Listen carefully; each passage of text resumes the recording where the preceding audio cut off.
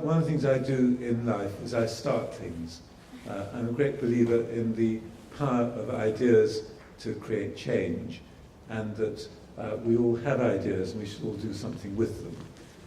But I'm not going to talk about that now. That's my afternoon workshop, is to work with some of you to look at ideas and see how we can move forward with them.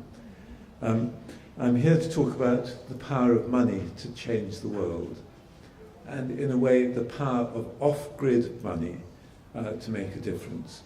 And I want to start by saying that money isn't everything. I was in Ghana a year or so ago doing some workshops, and it seemed to me that all the organisations I was working with, their main function was to write grant applications to keep them in employment. And there was no substance in what they were doing at all. There was a sort of circularity of it. And I think a lot of what we do in the voluntary sector these days is about trying to find the money to do things, but since it's a perpetual struggle for money, we're spending an inordinate amount of our time and resources in looking for money. And I just believe that together we can make a huge difference in the world, that a lot of what we do is too individualistic. We have our idea, we find someone to give us a grant, we work on our idea and we do something, try to do something. We'd be much more powerful if instead of getting one grant, we got money from a range of people, and together we and those people were able to impact on the problem together using our combined energy and talents. And that's the sort of power of the crowd. When I teach fundraising, which I sometimes do, and I used to do a lot many years ago, I talk about Plan A, Plan B, and Plan C. And Plan A is all bells and whistles. You sit down, you write out your plan, you write a budget for it, you write a fundraising proposal, and you send it to someone with a lot of money. It may be the government, it may be a foundation, it may be a company. And if you get the money, you go and do the work. Now there's one big problem with that, which is that it's hard to get the money. And sometimes you don't get the money. And one problem then is that if you don't get the money, you don't do anything. So I always say have a plan B. And a plan B is a much reduced amount so you can get started. Because I think it's important when you're doing anything to actually do something rather than just wait for someone to hand you all you need and then do it. I don't like being given permission to do something. I like to get on and do it. So Plan B is a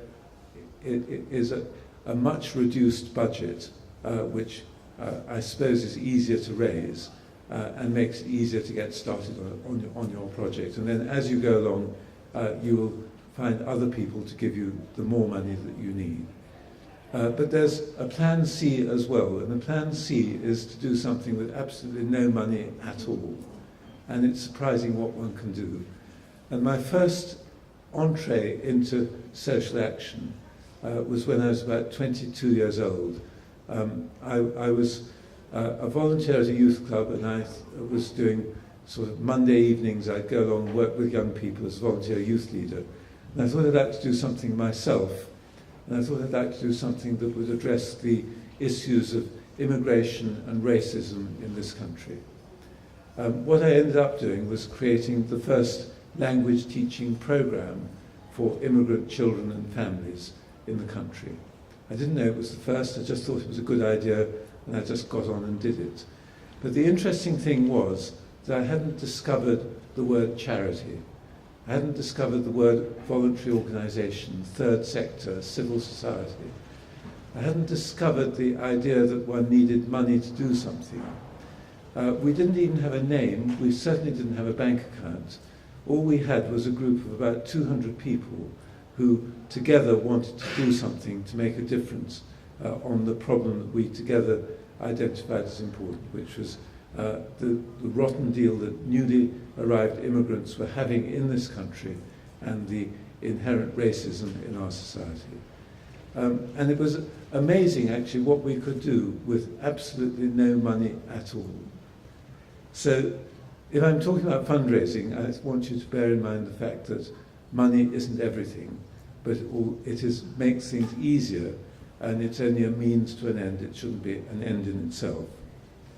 The second thing I want to mention is that who gives you the money is also very important, because money from an anonymous government department, and during the Blair and Brown era, it was streaming out. It was like a Christmas tree with presents every day. You could access a new grant line because ministers had discovered the power of PR when they made money available to voluntary organisations.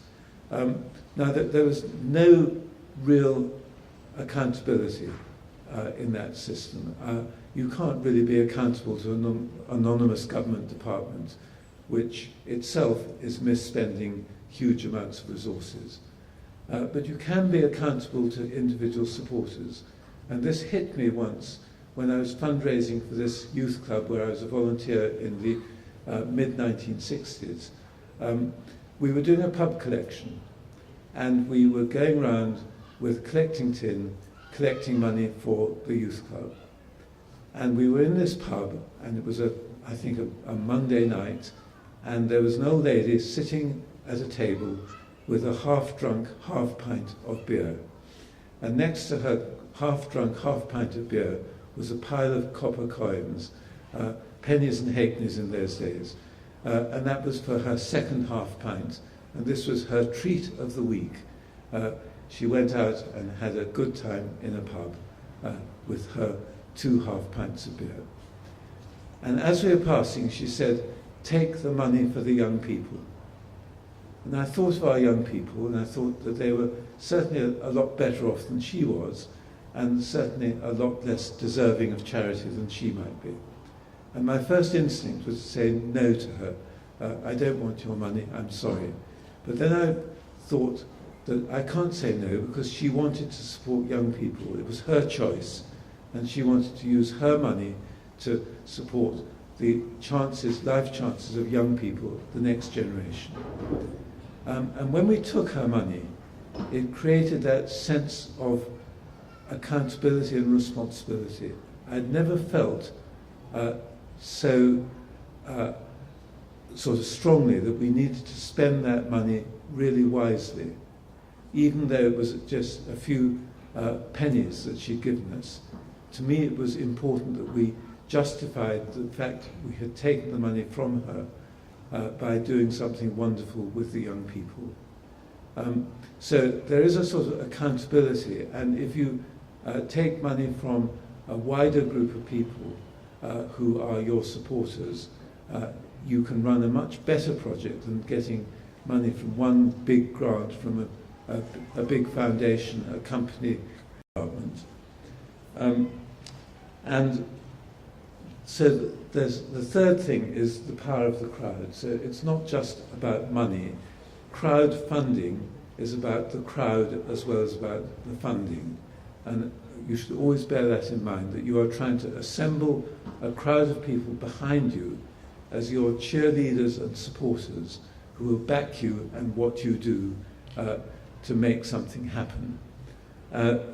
And it is their ideas, their time, their energy, the resources they bring and resources they can find for you as well that are important. And I'll come back to that. So the basic idea of crowdfunding is what Barack Obama said, and he crowdfunded his campaign. Yes, we can. Together we can do it. Together we can achieve the presidency. The problem with the Obama campaign was that he sort of forgot about it once elected. And all this crowd of people that he'd assembled, millions of volunteers giving their time, money, energy and voice to his brilliant campaign. Once he got into the White House, I think they forgot about it. And I don't think they're even going to remember it the next re-election campaign. But it was a tremendous resource.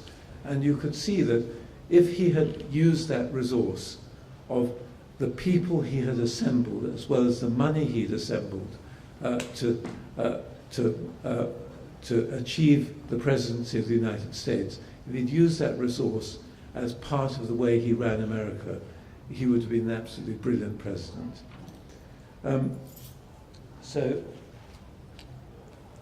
this leads on to the idea of crowdfunding, and with everything I do, it usually stems from a personal experience. So I want to just tell you how I got involved before explaining what it is. I belong to something called the Funding Network.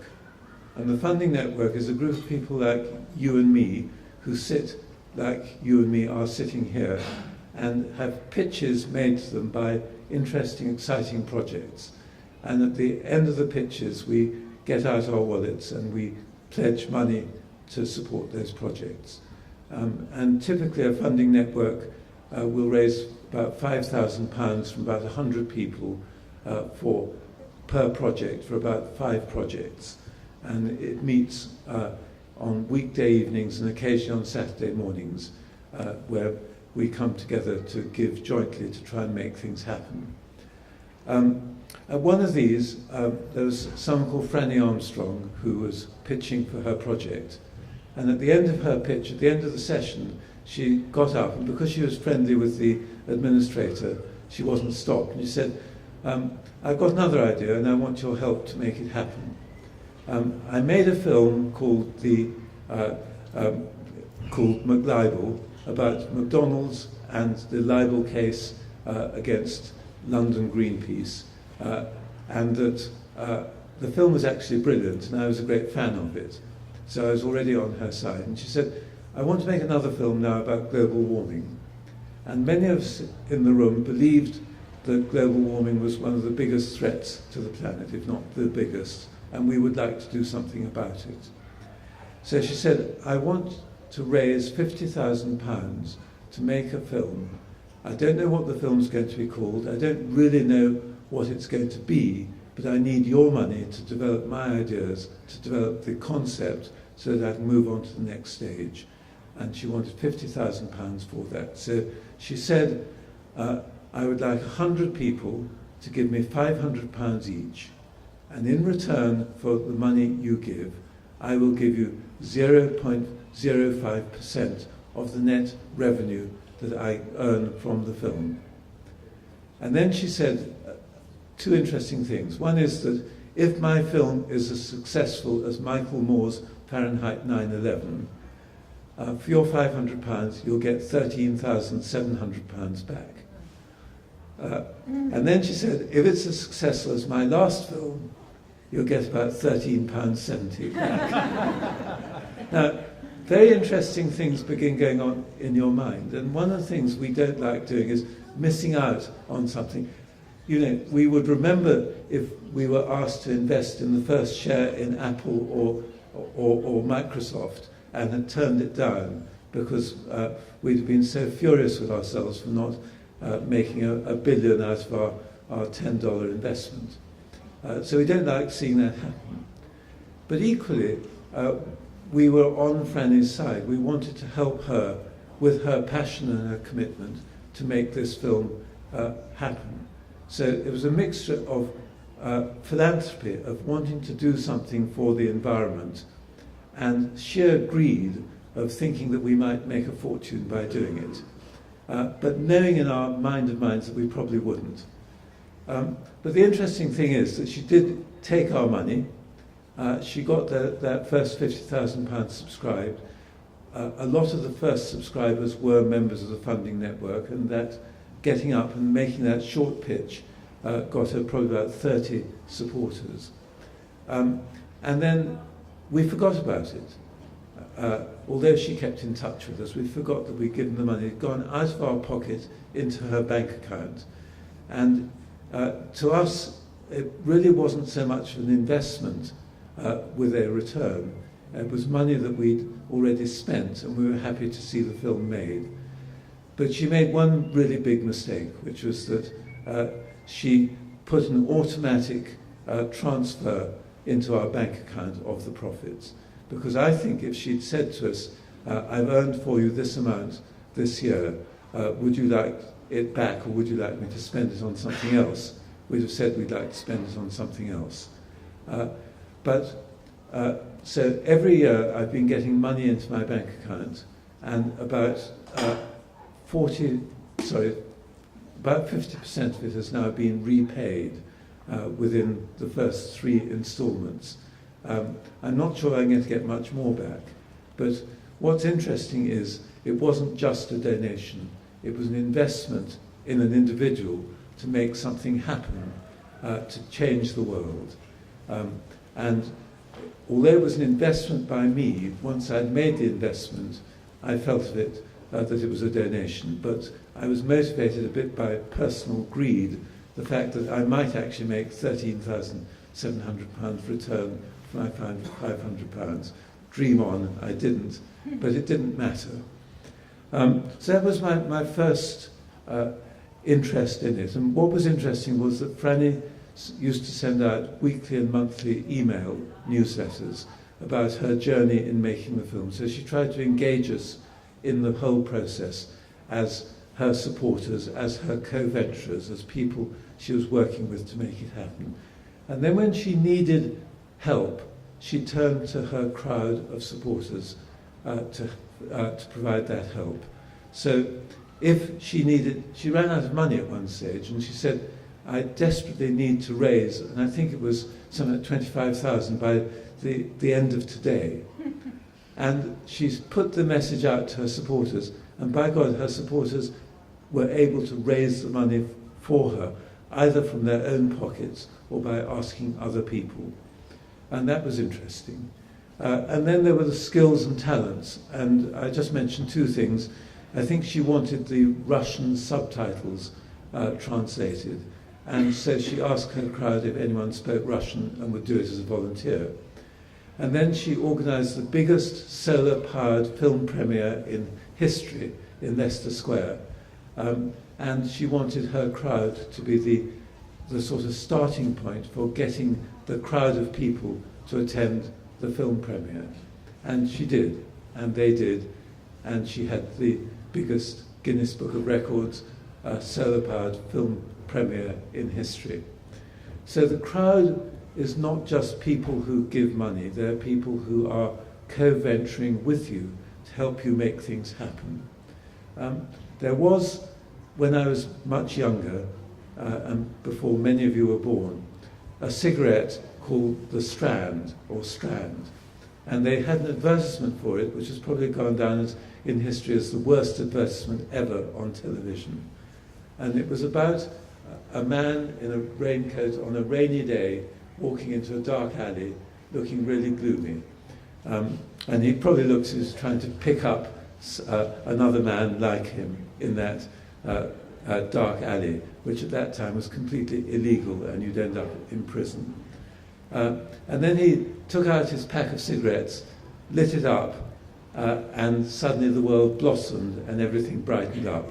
And the tagline was, "You're never alone with a strand." And I feel that you are never alone with a crowd, and too often we try to change the world by ourselves. And it's much easier for a group of people together to make something happen than us individually sitting behind a computer. So to me, crowdfunding is about assembling a crowd of people as importantly as it is about assembling the money that they will give you. Now, I also got involved in various other crowdfunding escapades because I got really interested in the whole idea. The next thing I did was I was an earlier adopter of something called CIVA. CIVA is microfinance for entrepreneurs in the developing world. And I have supported women to set up a workshop to do this, that and the other, a beauty salon in Thailand, a farmers group in Nigeria and so on. And what I've done is I've lent them $25. And what CIVA does is it assembles loans from people towards meeting the target of these micro-entrepreneurs who want to set up or expand their business to develop a livelihood for themselves and in their communities and for their families. And together our $25 are aggregated into something significant. And at the end, the loans are paid back, they're interest-free, and you can do three things with your loans. One is you can get it back into your PayPal account. The second is that you can recycle it into another loan, which is what most people do. And the third is that you can donate it to the CIVA Foundation, which is what a few people do. So I have ongoing loans, and I keep recycling them. And it's quite interesting, it did capture the imagination, particularly in America. It became a new way of supporting social action. Not a handout, but an investment in someone and the return from the profits they made from being successful, so that you could either have it back or reinvest it. What's been really interesting with CIVA is CIVA groups, because they now have sort of Goldman Sachs versus Morgan Stanley, or red-headed lefties against dark-haired righties, each competing to raise more money for CIVA projects. And CIVA's been immensely successful, and it is a crowd of people together helping individuals to make something happen. I then got involved in something called myfootballclub.com, which took over Ebbsfleet United. Now, I don't know if you know where Ebbsfleet is, but it's where the Channel Tunnel Rail comes out under the Thames in Kent. And there's a station, Ebbsfleet International, on the Channel Tunnel Railway line. And it's a growth area. And I had this vision that Ebbsfleet was going to be the Manchester of the future. A new city was emerging here, and Ebbsfleet United, which was in some very lowly league, was going to become the Manchester United of the future. And I think the people who bought Ebbsfleet United had that vision as well. And they set up a football club by the crowd, and the crowd could also have an input to decide match strategy, and also to decide whether players could be bought or sold or transferred or whatever. So the crowd were the board of the company as well as the owners. And the football team's done rather well, and I think it's nearly reaching football league status. And as Ebbsfleet grows, so Ebbsfleet United will prosper. But there's an even more interesting football club called FC United of Liverpool. And FC United of Liverpool was set by a group of people who really disliked some other people called Glazer, who took over Manchester United Football Club. So they set up an anti-Glazer campaign to run their own football club, which was called FC United of Manchester, which was an amateur club, but was going to do for Manchester real good work in mobilising youth through football, because they felt that the Glazers were going to forget the community responsibility and just run the club for profit. The club, Manchester United, has now been listed on the New York Stock Exchange, and that may be a success story in capitalist terms, but FC United has become the most amazing network of people who love football, who want to support football and youth football in Manchester. And they are an amazing, successful, profit-making social enterprise that has just won a £3 million grant to build its own stadium in Manchester. So here is a crowd of people who together are making something happen, which is really amazing. And then my last attempt was something called Sell a Band, and I heard about that on the BBC World Service. Sell a Band is musicians raising money to get their music professionally produced. And what they need on Sell a Band is to raise $50,000 to get this professional production of a CD plus the marketing. And what they were asked to do was to raise the money on Sell a Band by getting people to donate $5 and $10 upwards towards their record. Interestingly, Cellar Band was a dollar-denominated enterprise, I think registered in either Germany or the Netherlands, and its main offices were in London. So it was a truly international web business. And what they were really doing was getting people to invest in the music in return for a copy of the record. So in a way it's pre-sales. So they're getting subscribers to your record. So when fundraising, you may have 5,000 or 10,000 purchasers of your CD. I think it's $10, so 5,000 purchasers of your CD. The second thing was that they set targets and milestones along the way, and they encourage people to go to their supporters and to get them to sign up other people to buy the record. So you were not just using your network, but you were using your supporters' networks as well. And if you liked the music, and it's one of the things about music, if you like music, you usually like other people who like the music you like, and they trust you. So there was an automatic network for expanding the music sales from the people you found to the people that they found. And that's sort of fundraising to the second degree of separation. I have to say, Cellar Band has gone broke several times, but the idea, I think, is absolutely brilliant.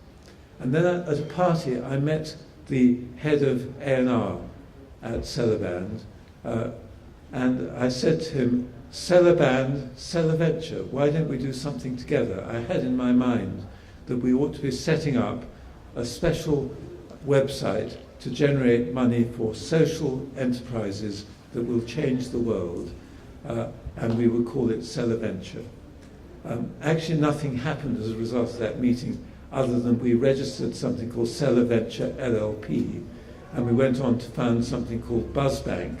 And as you can see from which you probably can't see, and I'm probably not going to use the slides, BuzzBank has got no A in it because the Financial Services Authority and the Bank of England wouldn't allow us to call ourselves a bank.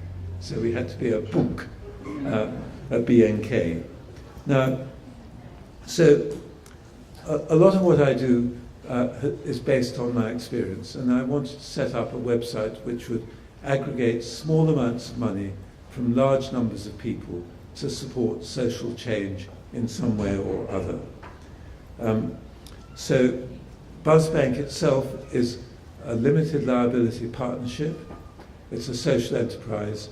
It's 60% plus owned by charity, and a part of its profits are also returned to charity as part of its constitution. But it's also a commercial partnership, so we've been able to get in commercial investors, private individuals who support what we're doing, as well as charitable investors. And most recently, Nesta, the National Endowment for Science, Technology and Arts, has supported us with an Innovation in Fundraising award. So we're there to aggregate small amounts of money from large numbers of people to make something happen. And these are some of the things that are important about crowdfunding. Firstly, it should be for a specific purpose, to make something happen, not for general fundraising, not for general funds, not for core costs, but together to mobilize people to make something happen that wouldn't otherwise happen using the money that they provide. So there will be a specific project, a specific target, and a specific timescale to achieve it in. And I will show you that these are important factors in helping mobilize the money you need. The second thing is, because it's money to make something happen, if you don't raise the money, you can't make it happen. So we have an all or nothing approach. You either get the money you raise, or you get nothing if you don't raise your target. And this again puts pressure on you to raise the money that you need.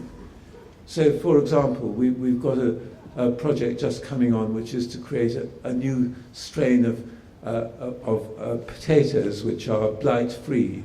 I think it's called Savari, the organisation that does it. And they need £10,000. And if they don't get £10,000, they can't make it happen, they won't get the money. So as you approach getting the money, you get increasingly frantic. But also you have a really good offer to your supporters. You've given us some of the money, we now need a bit more. Give us a bit more or find more people to support us.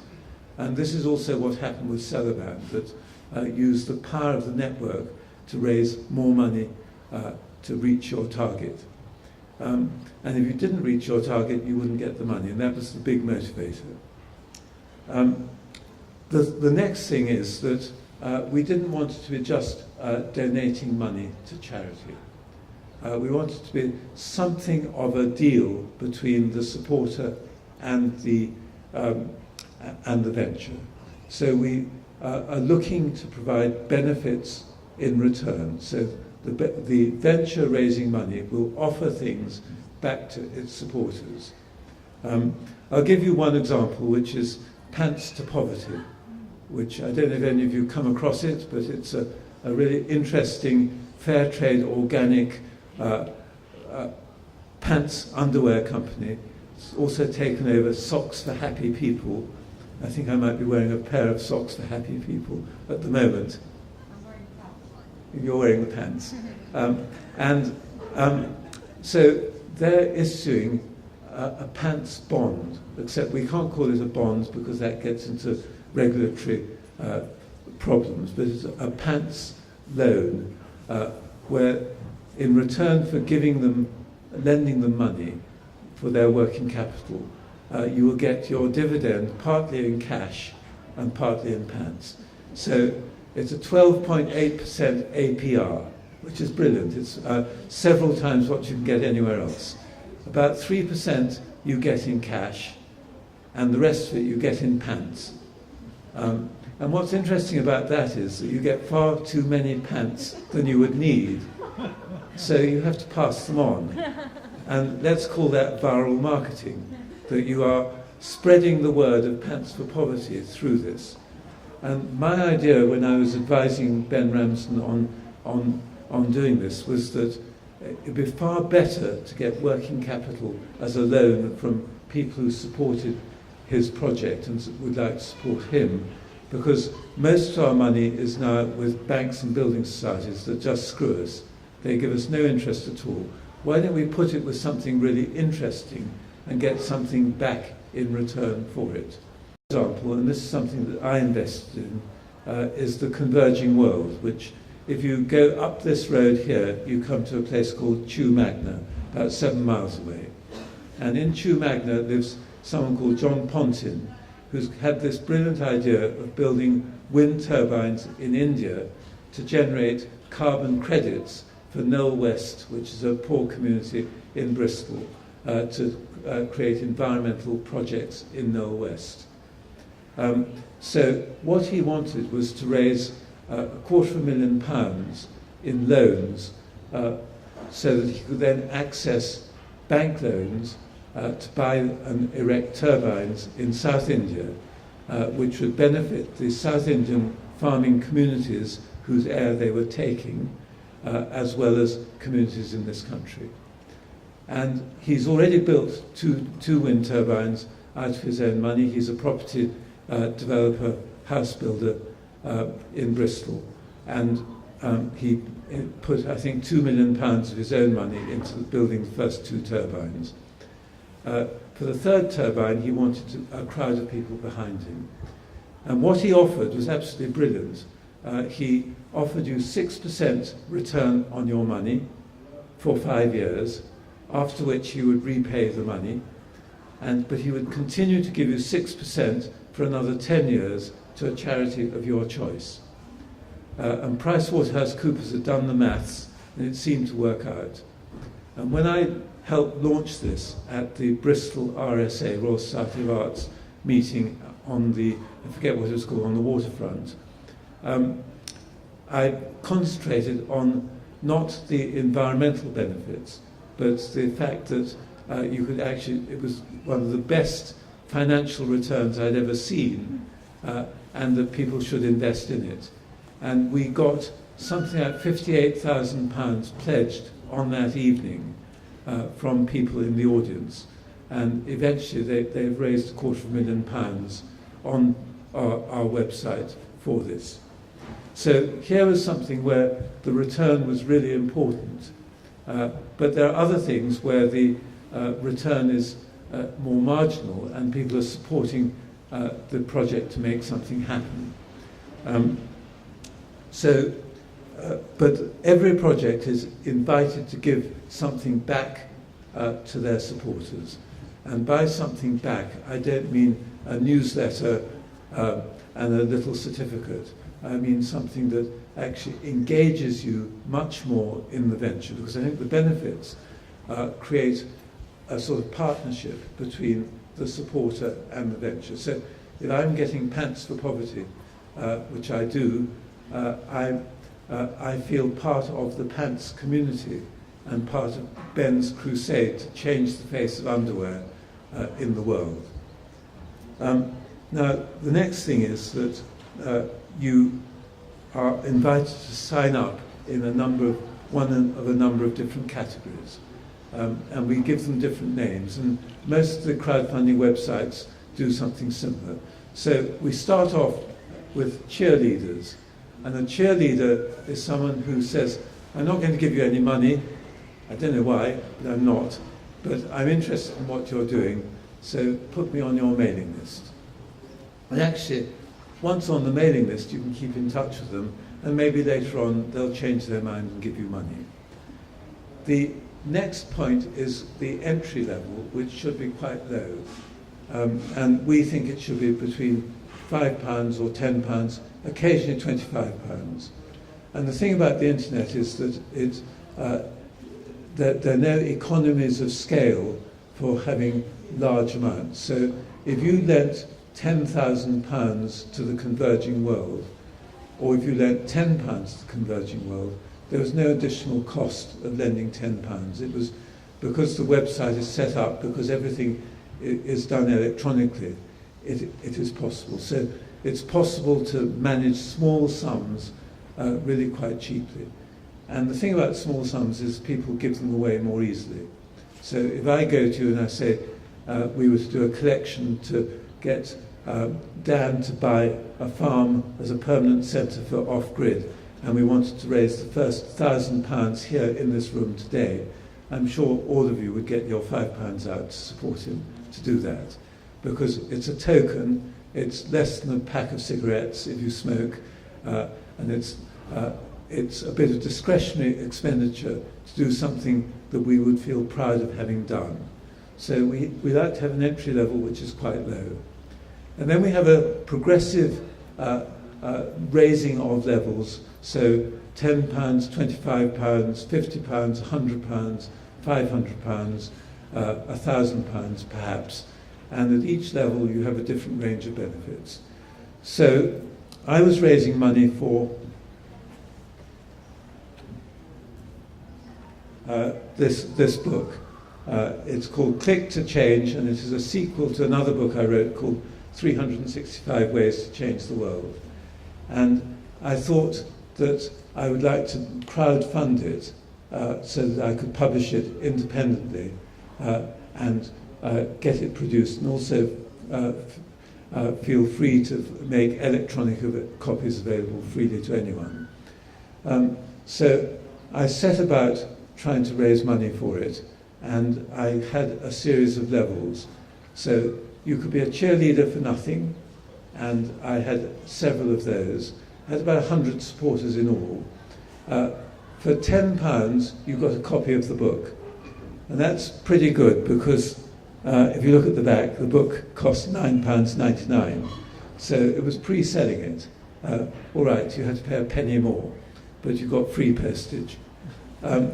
If you gave me £25, you got a copy of, you got a signed copy. So my signature is actually worth £15.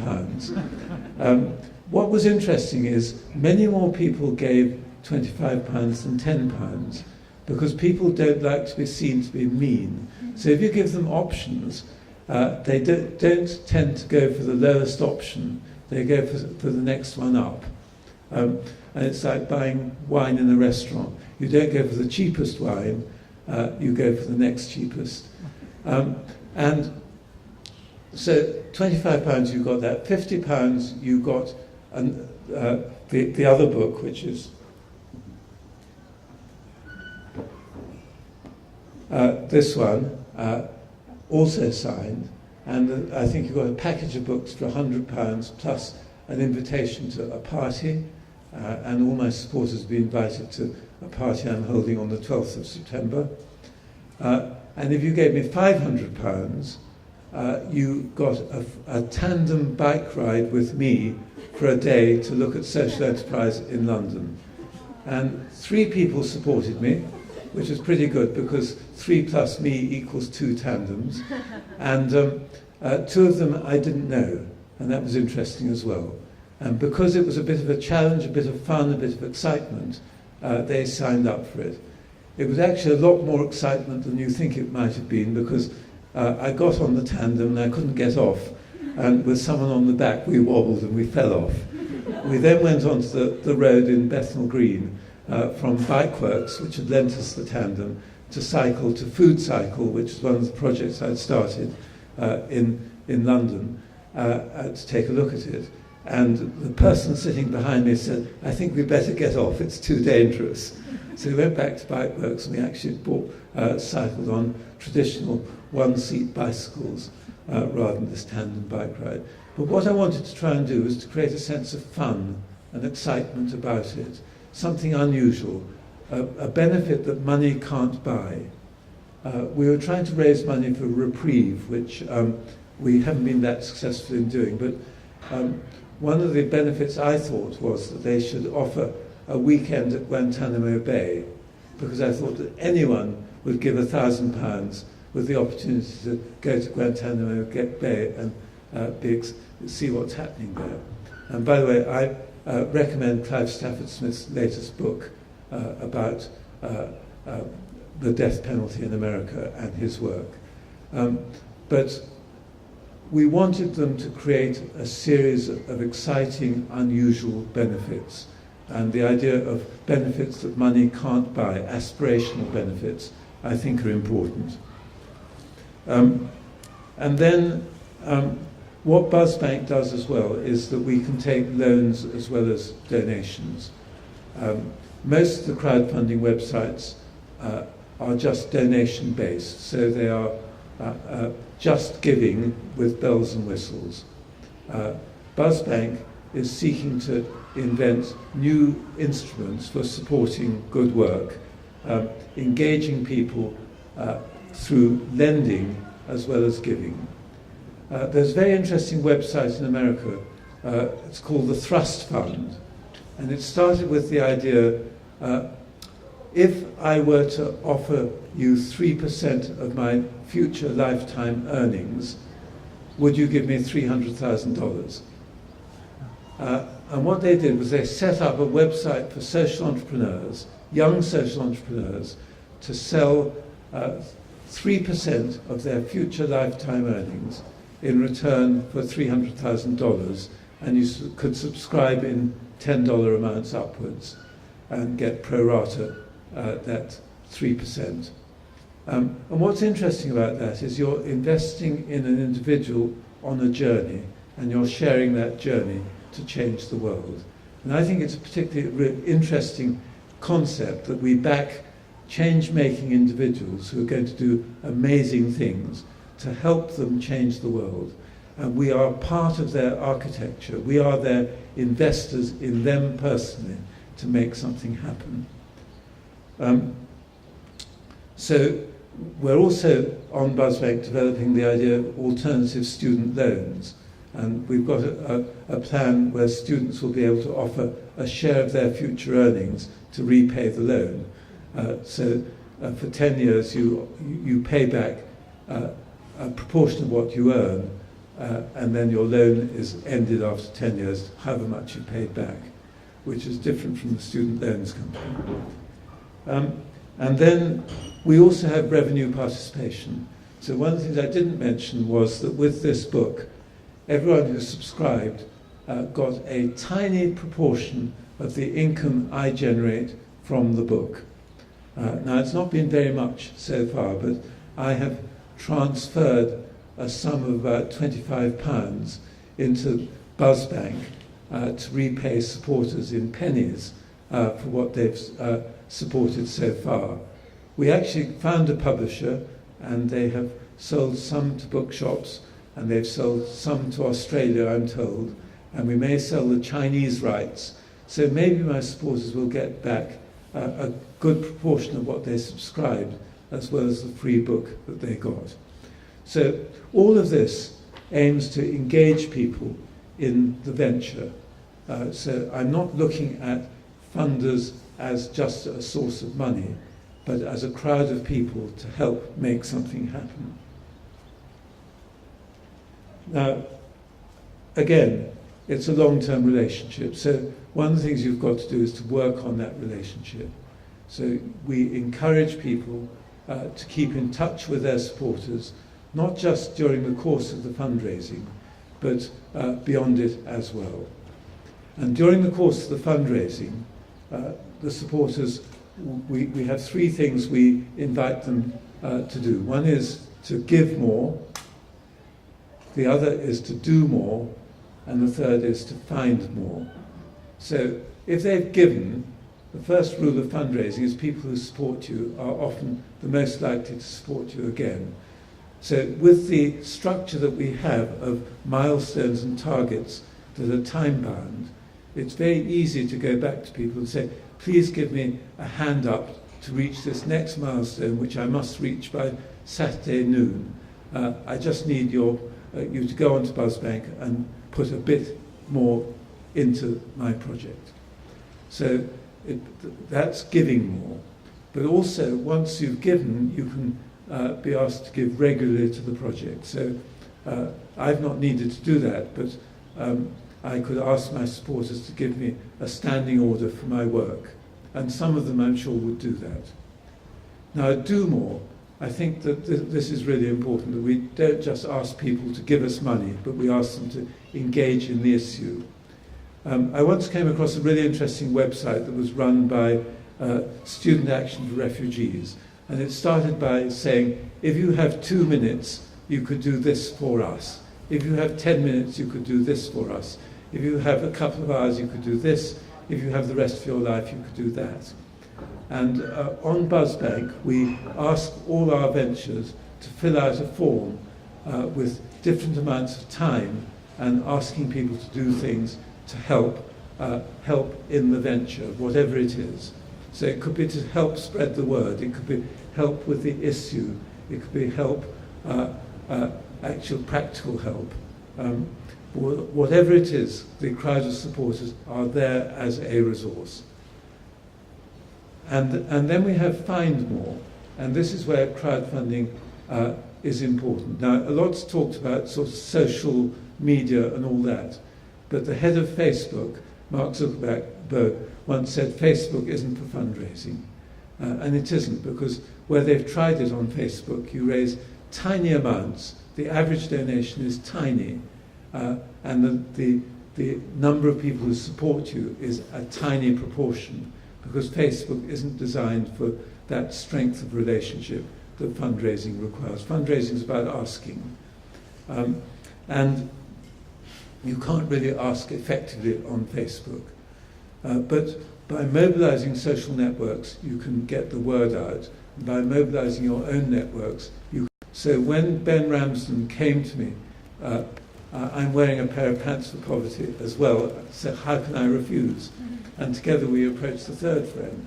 And I think in the space of a week, Ben was able to raise 18 tranches of a couple of £1,000 as a loan to bail him out. And what I'm trying to say is that I was able to mobilize my networks to help him by asking my friends. So getting more, finding more, is a really important bit of crowdfunding.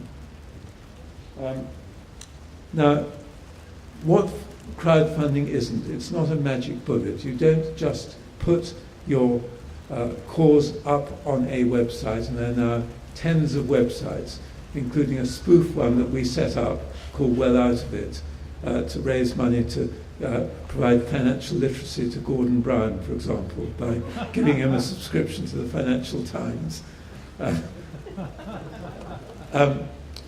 But what it isn't is just put your appeal up and everything will happen.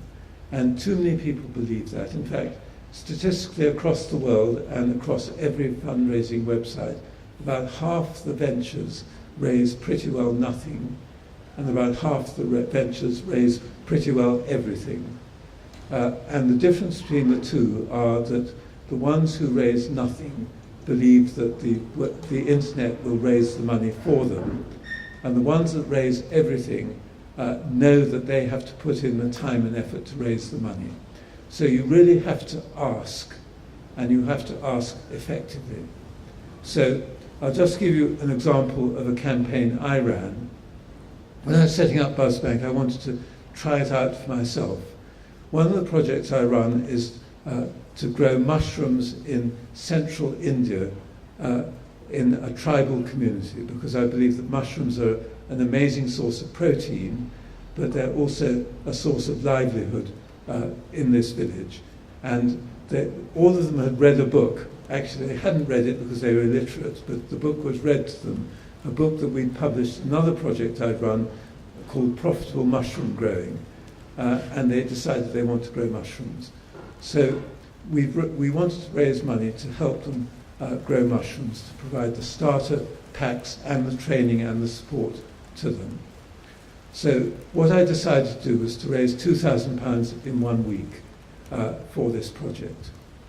So what I started by doing was by getting the appeal online. That took a couple of days, so it was actually a week plus a couple of days.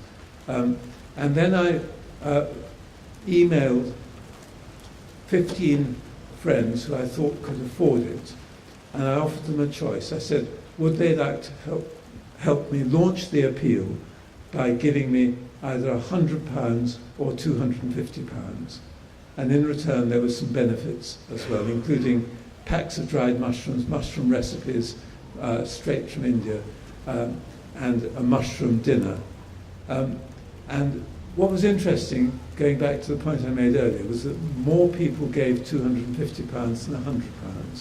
So one of the things when you're asking for money is to give people an alternative, suggest the amounts they might give, and give them 1, 2, 3 or 4 different options, and they will seldom give you at the lowest option. I was able to raise within 2 days 75% of my appeal target. I then did an email out to a wider group of people, and by the end of a week plus a few days, I'd raised the better part of £3,000, which was £1,000 more than my target, from about 80 people. And I heard recently that someone has just made me an anonymous donation of £1,000 for the project as well. So you also find people you don't know. They're either friends of people you do know or people who come to the website, and you have things happen in the future that you can't explain, like £1,000 falling out of the sky into your bank account for the project. So I managed to do it, and that gave me the courage really to go and encourage other people to do it. So if you have a project that is about changing the world, and if you want to use an imaginative way of raising money for it, and if you're prepared to put in time and effort into mobilising support from your friends and networks, and by asking them to help you as well, then crowdfunding may be for you. What it is an ability to mobilise money from sources which are completely new. So you're not going to a foundation which either gives to you or to someone else. You're going to people who you know, engaging them in doing something that they will feel proud of, then engaging them with you on a journey as co-venturers to help you make something happen. The Barack Obama venture of achieving the presidency. And then, unlike Barack Obama, of using this as a base for helping you develop your ideas into the future, having people there to support you, not just for your current venture, but for your future ventures as your crowd of supporters. So, two things to end with. You're never alone with a crowd. You're not. That's an important thing. And too many people I meet and too many people I support start out by saying, I want to change the world and I'm sitting behind my computer and that's how I'm going to do it. If you have a crowd of people behind you, it's a lot easier, but it takes time and effort to assemble that crowd. So everyone can, and everyone can invite people into their world to make something happen. So with all of you, you've got great ideas. I start by saying, get on and do it even if you don't have any money at all, and that's a really good way of getting started. But you will need money, and crowdfunding offers you a way of organising your support. As I say, there are a large number of websites now in operation trying to provide a service in different scenarios. Choose the one that most suits you.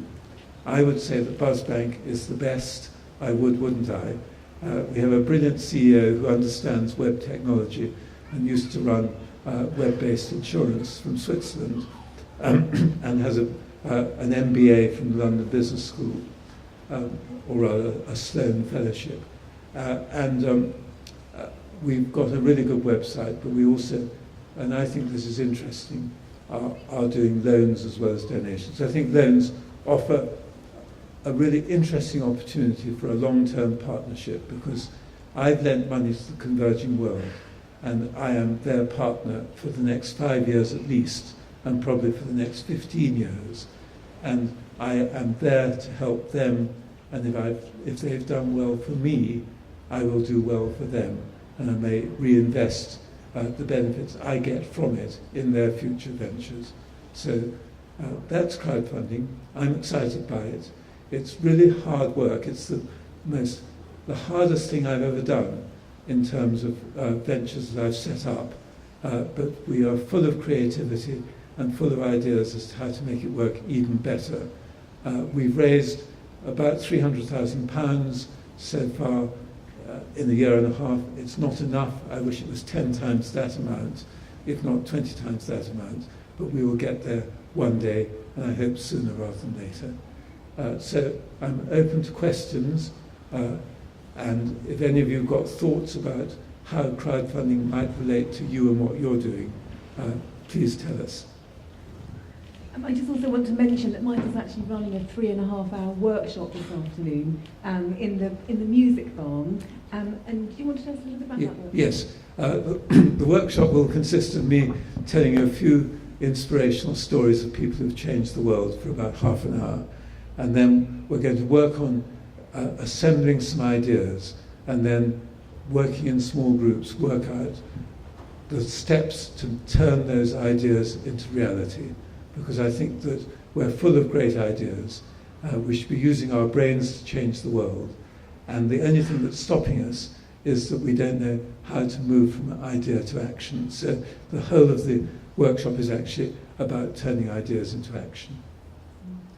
And I think, and I'm not sure about this, Dan offered to provide some sort of prize to the winning idea. I haven't talked to him about whether there is one, but you'll get a free book, a couple of books from me, for which idea is voted the one most likely to.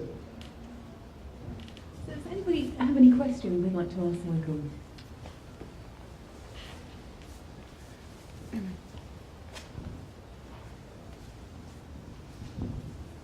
Do you think there's a way that entrepreneurialism that's sort of based on borrowing and lending can actually work in an economy which is stable, that doesn't have to keep growing? Yeah, sure. I mean, entrepreneurism is about making things happen. I usually divide things into three. There's process of social invention, which is coming up with the ideas. Social entrepreneurship is making things happen. And social enterprise is creating an enterprising model for making it happen. Now, that enterprising model doesn't have to be committed either to profit or eternal growth. But if you are organizing something in an enterprising way, then there is the possibility of repaying the money later on. And the advantage of that is that it can then be recycled. Now, there's a very interesting scheme called Alia bonds. And Alia bonds take money that would otherwise be put in a building society or bank earning no interest. And they say to people, give us the money for 5 years, and we will take the interest. You won't get it, you'll just get your money back in 5 years, which is what the bank would have done anyway.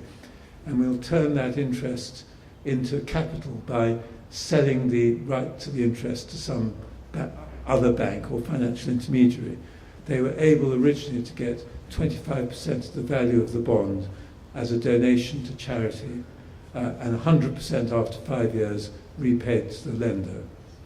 Now, what's been very interesting with that is that most of the people who lent money actually recycled their money at the end of the 1 year, 2 year, however long the bond lasted, into the next project. And in Sheffield, where it's been particularly successful, these bonds have been used to do education projects in prisons, projects with the homeless and other things.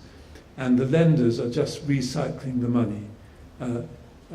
So lending offers that possibility, not just of you giving me the money and me paying you back, with or without interest, with or without maybe a revenue share, with or without maybe product, but also the possibility of recycling it. I'm really excited by this, and I've got together a group in Sheffield where we're going to look at ways of creating new financial instruments of lending for social change, because I think that there is a way forward here.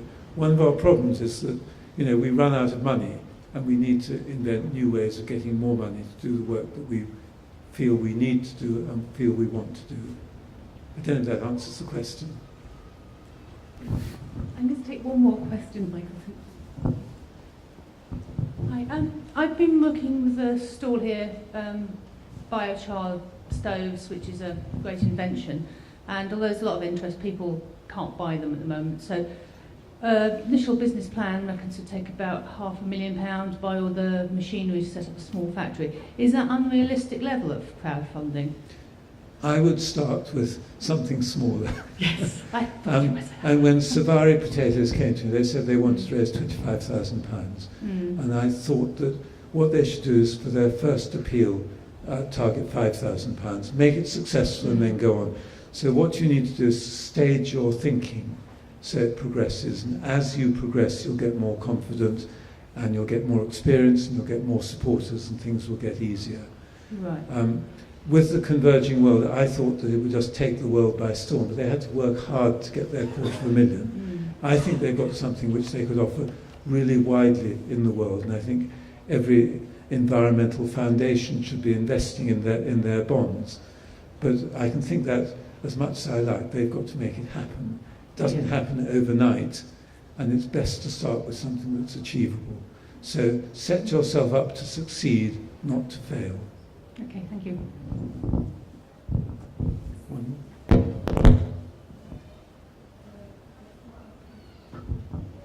Do you pre-screen the potential investments to protect the naive investor or not? And I'm curious, you had mentioned the potato one before, and I thought, well, being a farmer, is that if anyone can, for £10,000, sort out a blight-resistant potato, it would have been done decades ago. You can get blight-resistant potatoes, but the yields are crap. Yeah. But it's a compromise between yield and resistance, I think. Go to Savari Potatoes and take a look at what they're doing. I first heard them at a meeting in Bristol at Triodos Bank, and they seemed plausible. But the thing about crowdfunding is that the websites act as an intermediary between the donor and the venture. We're agents, and the relationship is between the giver and the receiver. Having said that, we want to protect ourselves and our reputation as much as possible. So what we do is we have, if something is registered as a community interest company, as a charity, as a social enterprise in some formal way, we take that as sufficient. If they are an individual, they can't fundraise on us. We won't provide money into a personal bank account, although we will for student fundraising. If they are a profit-making company, we will do some sort of check on them, and we will want to assure ourselves that the money that is being given is being used for charitable purposes only and for the purposes stated. If they're overseas, we will take references. So that's the diligence that we do on our website. Can I just follow up to that? I've done crowdfunding and raised money that way, and it's a really difficult way to raise money. At least it was when we were doing it, which was about 8 months ago. So it was sort of earlier days in the world of crowdfunding, and it's matured quite a lot since then. But it is a brilliant way of getting evangelists.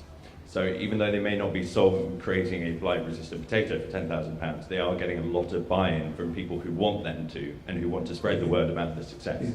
So it's a good way of marketing, essentially, and getting passionate evangelists for your project.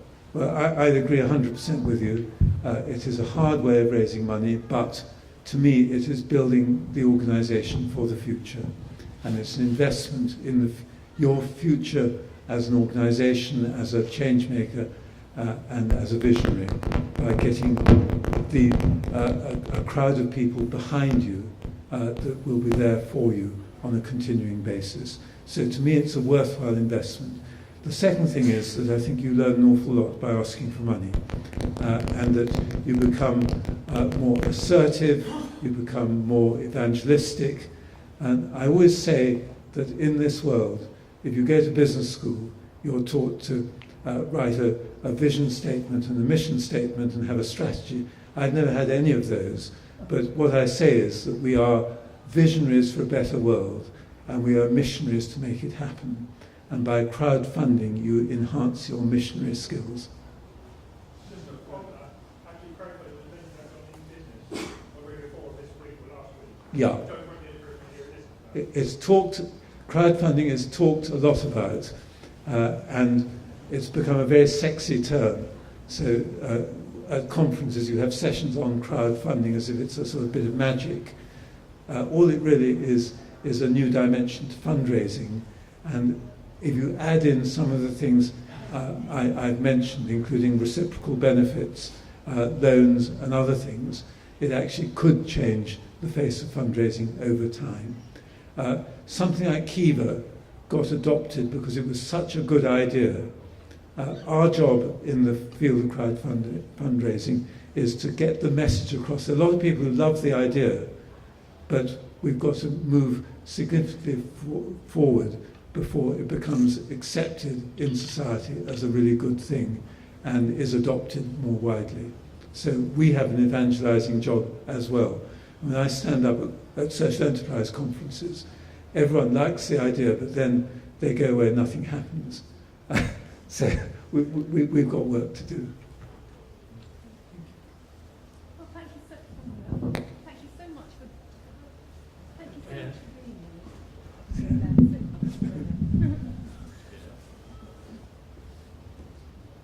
Thank you, Mike, for being here. I just want to give a big round of applause for that wonderful talk.